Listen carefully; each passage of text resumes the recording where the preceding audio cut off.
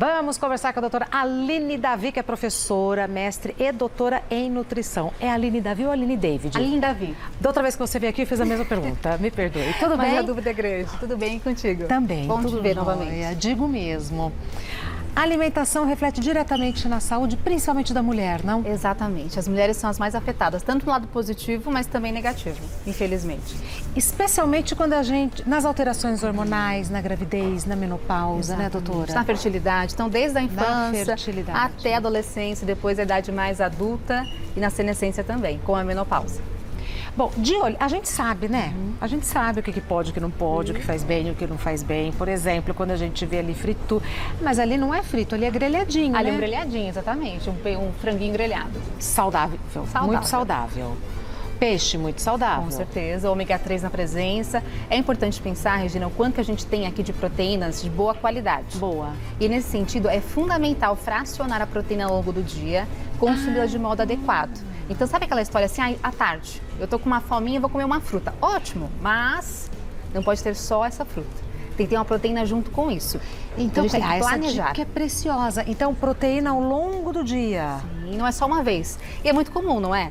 Tem muita mulher que come só no almoço ou só no jantar, de repente um franguinho, um peixinho, o que for, mas é só naquele momento. Mas à tarde, doutora, que tipo de proteína que eu posso consumir? A gente pode pensar num ovo mexido, talvez, é uma possibilidade. Tem pessoas que não gostam muito do ovo mexido, mas de repente a gente pode pensar, então, talvez num whey protein, uma proteína igual essa daqui que tem nessa caixinha. Essa daqui? Essa daí, então. Essa é mais fácil e mais prática. É mais fácil, prático, você pode levar na bolsa, então tranquilamente você consegue consumi-la. Tem várias marcas no mercado, pode ser geladinho ou pode ser, enfim, não gelado também, como você preferir. Isso à tarde faz bem, especialmente para as mulheres. Exatamente. Você tem outra possibilidade, que é aquele whey protein no pote, já viu? Aquele potão de whey protein, que é um pó. Eu tomo toda tarde. Ah, então, maravilha. Daqui a pouco vai chegar aqui minha canequinha. Pode ser esse e esse também está aqui dentro. Então, aquele pote do whey protein, aquele pó, está aqui dentro dessa caixinha.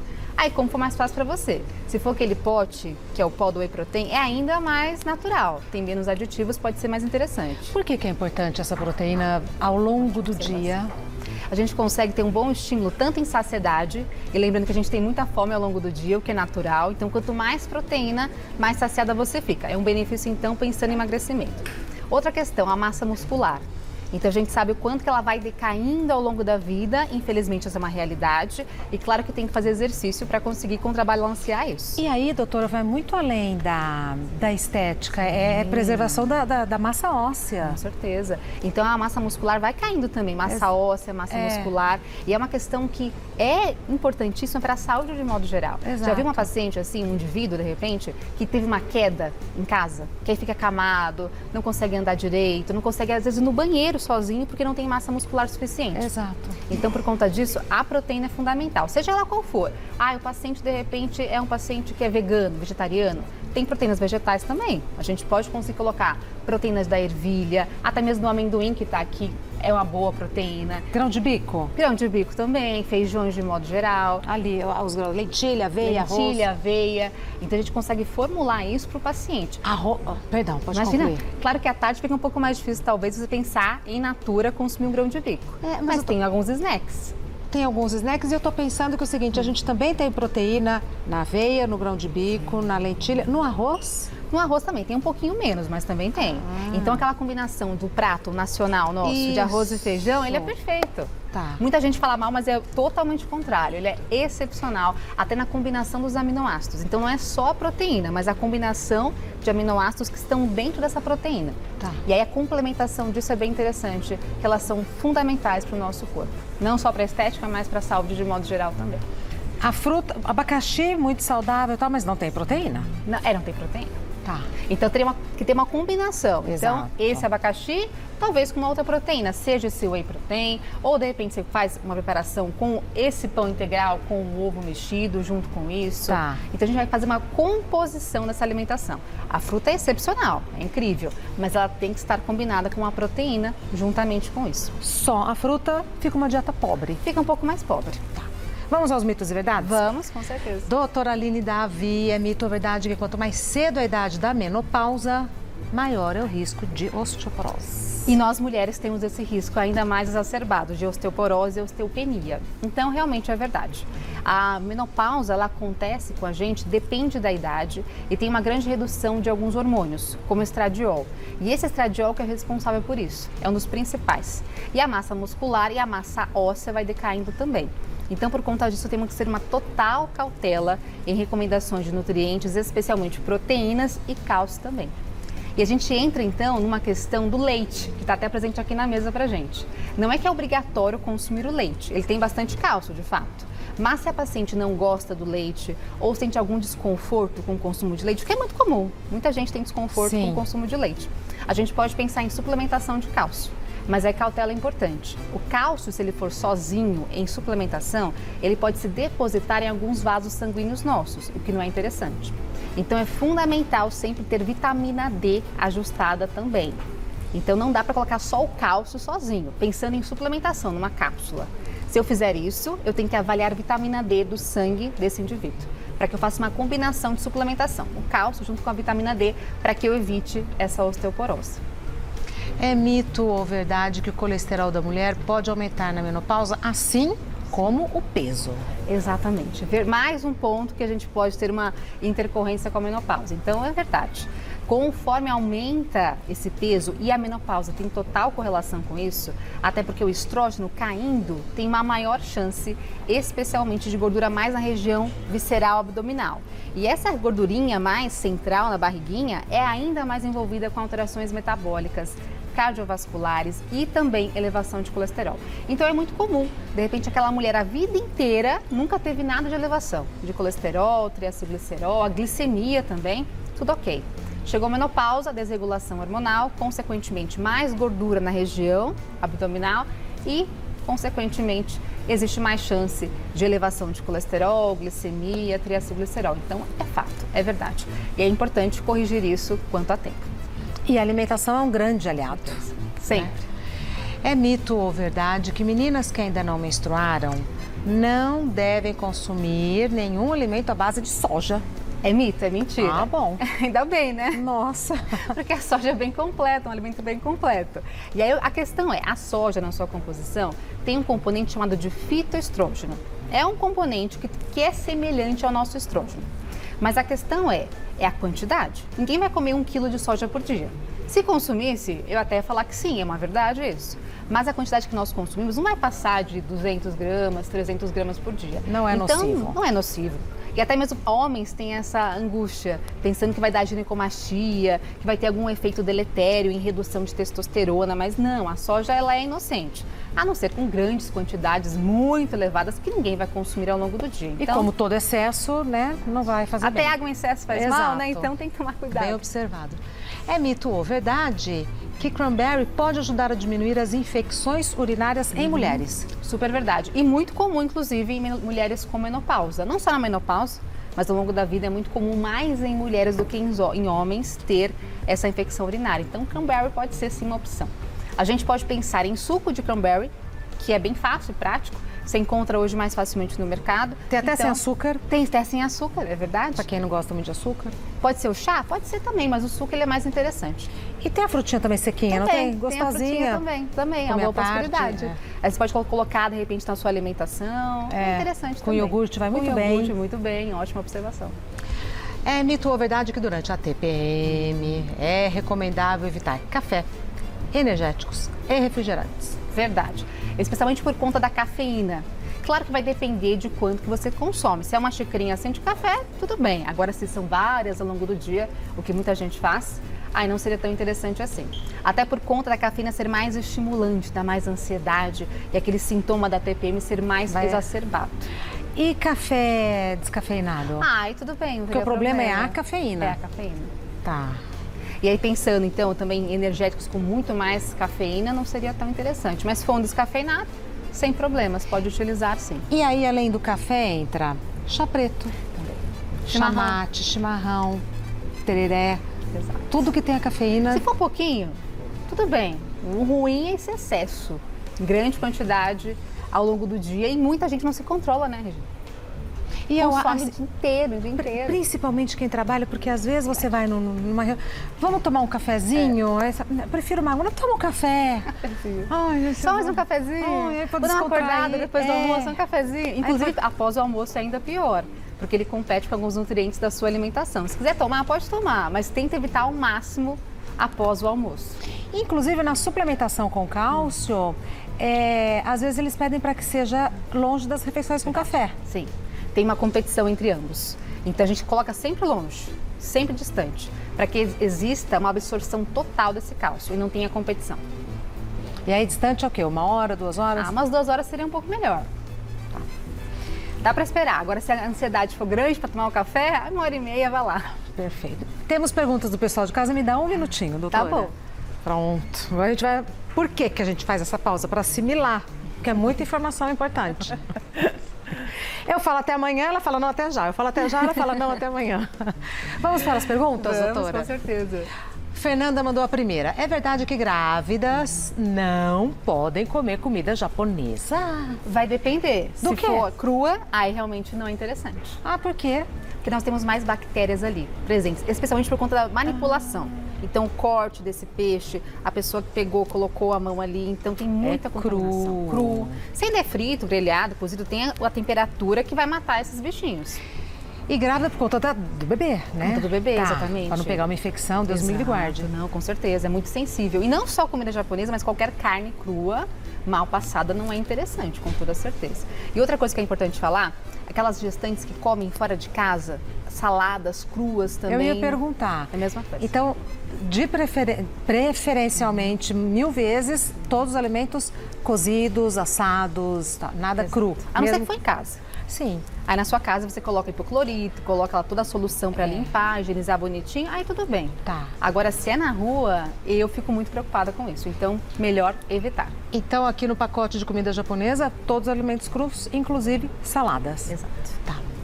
Mais uma.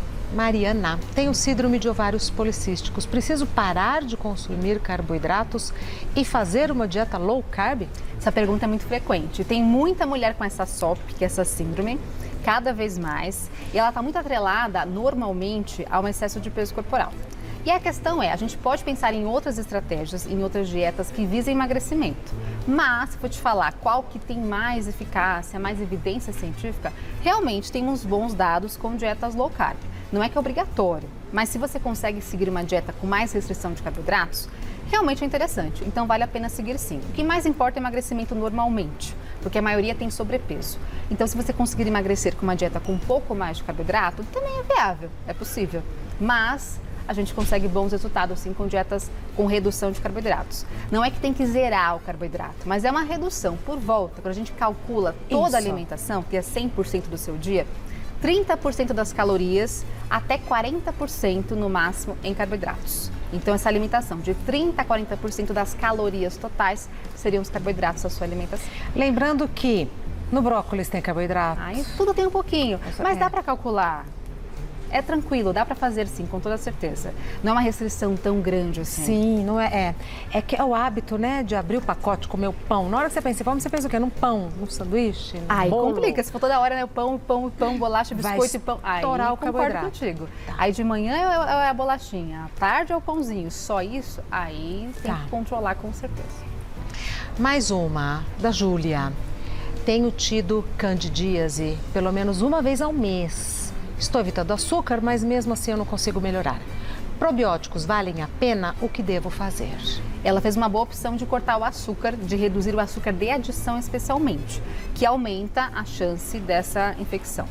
Mas a questão, de fato, nós temos bons benefícios para a utilização de probióticos, mas tem que ter um pouco de cautela. Até porque tem muito probiótico, é uma família gigantesca, são várias cepas que nós falamos, então a escolha tem que ser muito bem elaborada. Então não dá para ir na farmácia e comprar qualquer um deles. Então tem que ser algo muito mais específico. De modo geral, nós temos 2 tipos que são mais comuns, com mais eficácia.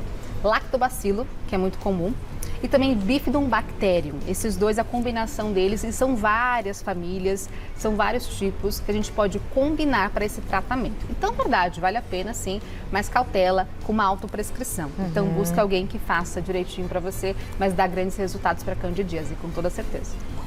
Desde que bem prescrito, né? Bem prescrito. Mais uma.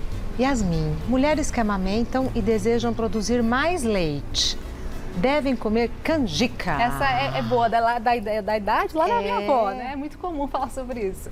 Na verdade, pensando em leite, produção de leite, é importante água, proteína e carboidrato. Só que a canjica tem uma alta densidade de açúcar também, então não seria tão interessante assim. A gente consegue manipular com a alimentação de modo muito mais expressivo. Outra questão nós temos levedo de cerveja, não é cerveja preta, porque é muito falado isso também. Desde lá de trás. Então não é isso. É levedo não de cerveja. É levedo de cerveja. Um pozinho? É um pozinho. Então o pozinho você pode colocar na água. Amargo? Amargo. Mas a mãe faz de tudo, né, Rê? Ainda mais quando quer amamentar. Muito bem observado. Quer amamentar, faz de tudo. Então vale a pena utilizar. Mas utiliza quando? Antes da amamentação, antes do bebê nascer? Ah, não. No período que já nasceu, latente. Que já nasceu o nenenzinho, já está amamentando, ela quer estimular mais a lactação, a produção de leite. Aí sim, aí ela utiliza durante esse período, todos os dias. Então é para mãe lactante. Exatamente. Tá. Então, todos os dias ela utiliza esse levedo de cerveja. E lembrando também que carboidratos são importantes. Então, a alimentação é fundamental, o ajuste da alimentação. Carboidratos, cereais integrais, pães integrais são importantíssimos para essa produção de leite. Mas, doutora, a mulher normalmente não produz a quantidade de leite que o bebê precisa, estimulado pela sucção do bebê? Também. São vários fatores emocionais. O local da sucção do bebê, mas a alimentação influencia também. Se eu tenho uma mãe... Então, é possível aumentar a quantidade de leite? Não é tão simples assim. Na teoria é lindo, na prática pode ser um desafio para muitas mulheres. Então, muitas vezes uma equipe multiprofissional é importante. Talvez alguém que vá lá ensiná-la, uma enfermeira para ensiná-la a pega. Então, são vários fatores fundamentais. E no pós-parto, muita mulher tem depressão pós-parto, muita mulher tem uma alteração hormonal. É um estresse. É um estresse enorme. É maravilhoso, então, mas é um estresse. É um estresse. É diferente para quem é de primeira viagem. A vida faz isso, Totalmente. É muita pressão para a mulher. Muita pressão, é muita alteração. Então a gente tenta ajudar com o que a gente pode. Exato. Aí vai dar 100% certo, depende de muitos fatores. Mas a alimentação pode ajudar. E água é o ponto mais importante. Fundamental, hidratação. Até porque dá uma sede, né? Quando amamenta, nossa. Próxima. Eliette. Tenho 59 anos e estou na menopausa. Comecei a fazer caminhada e musculação para emagrecer há 4 meses, porém não estou vendo diferença. É normal demorar mais para emagrecer nesse período? Mas 4 meses, Eliette, calma. Concordo, 4 meses é pouquinho, fala porque né? tem idade para ser minha amiga. Eliette, calma. Mas essa ansiedade vem, é natural, né? Você tenta fazer uma dieta, você faz exercício, você não consegue e nada. Concordo que dá uma ansiedade e uma angústia. Mas com a idade avançada... Claro, você está jovem ainda, Eliette, mas com a idade vindo, a gente tem uma dificuldade um pouco maior, realmente, de redução de peso corporal. Então, demora um pouquinho mais. Então, por conta disso, constância sempre. Eu sei que não é fácil mudar toda a sua rotina, a sua vida, pensando em alimentação e exercício. Mas aguenta um pouco mais. É mais difícil, realmente, com a menopausa, mas é super possível. Você consegue reduzir gordura, aumentar massa muscular, mas é algo constante, progressivo, que não são apenas com 4 meses. 4 meses, Eliette não viu diferença. Será que depois de 6 meses ela vai ver? Talvez sim, talvez sim. Então, se ela conseguir seguir. Mais um pouquinho e aí vê a diferença. Com certeza. E outro ponto importante é a adesão que ela tenha de segunda a segunda. Porque muita gente chega o final de semana, sexta-feira à noite. É o caos já. Foi tudo a perder. Faz de segunda a sexta de manhã, chegou à tarde e à noite, já é aquele caos o final de semana inteiro. Eu sei que é gostoso comer, eu sei que é gostoso sair com os amigos, mas tem que ter um certo equilíbrio também. De repente, uma refeição livre. Uma refeição que você queira, você vai num restaurante com a sua família, o que você desejar. Quer comer um sorvete, por exemplo. Faz isso uma vez só, uma refeição apenas. Especialmente, talvez no domingo, já passou todo o final de semana, você tem só um dia, uma refeição para você. Até porque... com esse superávit calórico, mais calorias presentes ao longo do dia, do final de semana, fica mais difícil o emagrecimento. Tá bom. Mais uma. Paula, estou tentando engravidar e me falaram que preciso comer aspargo, já que pode ajudar na fertilidade. É verdade? Parece curioso, mas é verdade. É verdade? Você acredita? São vários aspargo fatores. fresco? É. Esse que interessante, mesmo. Nunca ouvi falar. Exatamente. Tem muito trabalho que mostra a comprovação. Claro que fertilidade são coisas também multifatoriais. Depende da mulher, questão hormonal, idade, depende do homem também. Então não é só um aspargozinho que vai conseguir ter total benefício. Então, são vários fatores. Mas, para ajudar em tudo isso, o aspargo pode ser interessante. Qual a quantidade e qual a frequência? Olha, quantidade exata nós não temos. Mas por volta aí de uns 100 gramas, eu sei que é bastante. Ao dia? Ao dia. E é caro, né? Esse que é o problema. Caríssimo. Caríssimo, caríssimo. E é quanto que vale a pena. Então tem que pontuar também. O em conserva não tem esse efeito? Tem um pouco menos, mas também tem. Tá, que eu acho que é um pouco mais barato. E aí 100 gramas do fresco daria o quê? Um pratinho raso, mais ou menos. Tá. Por aí. É bastante. Continuando, Rafaela, quem toma anticoncepcional pode ter deficiências de vitaminas? Preciso repor? Infelizmente pode causar, sim, depleção de algumas vitaminas, então algumas deficiências podem existir. Normalmente, mais comum, zinco, B12, B6 e B9 são as mais comuns. E aquela mulher que usa a longo prazo, ao longo de muitos anos, pode acontecer mais depleção. A questão é algo muito individual, então talvez em uma mulher tem mais depleção de zinco, em outra tem mais redução talvez de B12 ou B9. Então o mais interessante é fazer o seguinte, uma avaliação do sangue. Pega o sangue, exame de sangue, faz a avaliação e veja o quanto que você precisa. Mas é muito comum ter essa deficiência. Então, por conta disso, sugiro que faça uma avaliação mais aprofundada para que exista uma reposição. Até que para repor você tem que saber onde e quanto está faltando, né? E aí, outro ponto importante a observar, então vou usar um polivitamínico, isso. Que é o que mais perguntam. Mas não adianta, porque assim, o polivitamínico é geral. Pensa só, nós temos milhões de pessoas e um polivitamínico. Alguns, né, na verdade. Sim. Mas a questão é, o que é para você importante, para mim talvez é outra não história. seja, é. E aí não adianta, mas eu vou colocar um que vai colocar um monte de nutriente, vitamina e mineral. Mas talvez para você falte mais um componente que não está naquele polivitamínico. Então tem que ser algo bem específico. Conversei com a doutora Aline Davi, que é professora, mestre e doutora em nutrição e está no Instagram como DRA.Aline Davi com D mudo no final. DRA.Aline Davi com D mudo no final. Venha mais vezes. Venha sim, vai ser um prazer. Venha todo nosso recebê-la. Você tá linda. Você também. Ah, que vestido maravilhoso. Vamos voltar. Que vestido maravilhoso, Uma hein? loja que você conhece. Eu já sei. É lá de Rio Preto essa loja, você Ave Rara. acredita? Impressionante, linda essa loja. Até breve. Ai, a gente...